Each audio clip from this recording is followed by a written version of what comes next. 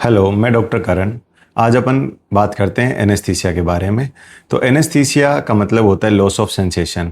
अब जो है लॉस ऑफ सेंसेशन, किस चीज़ की सेंसेशन? तो अपनी बॉडी में नर्व्स होती हैं जो कि सेंसेशन लेके जाती हैं कहाँ तक? ब्रेन तक। तो जो भी टच, पेन, टेम्परेचर जो भी आपकी बॉडी में फील होता है, वो सेंसेशंस आपकी पर्टिकुलर पार्ट से आपके ब्रेन तक ले जाई जाती हैं थ्रू स्पाइनल कॉर्ड। तो स्पाइनल कॉर्ड जो है वो एक इंटरमीडिएट होता है आपकी बॉडी और ब्रेन के बीच में। तो अलग अलग तरीके के एनेस्थीसिया होते हैं। तो पहला है जनरल एनेस्थीसिया, दूसरा है लोकल एनेस्थीसिया, तीसरा है रीजनल एनेस्थीसिया।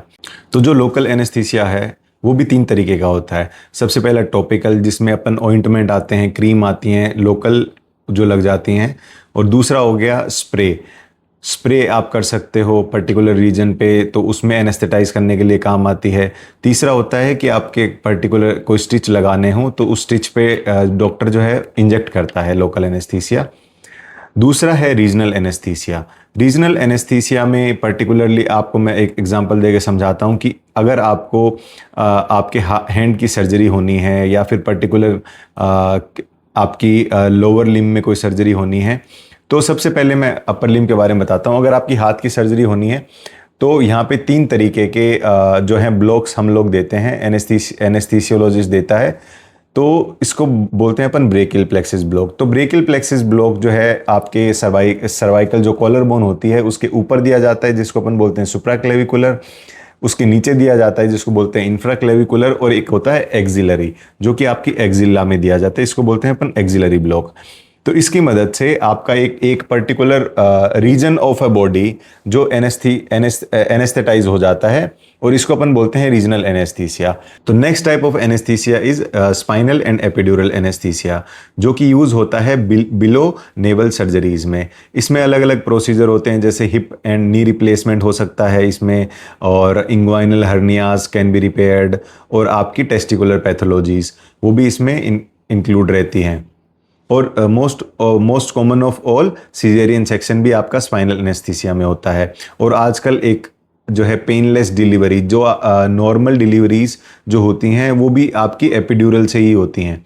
एपिड्यूरल जो है एक प्रोफेशनल्स आपको जो है एपिड्यूरल लगाते हैं, और एपिड्यूरल जस्ट बिफोर लेबर, और उसमें आपकी वो आपके कॉन्ट्रैक्शंस को अफेक्ट नहीं करता है। वो आपको जस्ट सेंसेशन, आपकी पेन सेंसेशंस लॉस्ट हो जाती हैं, और वो आपको हेल्प करता है पेनलेस डिलीवरी में।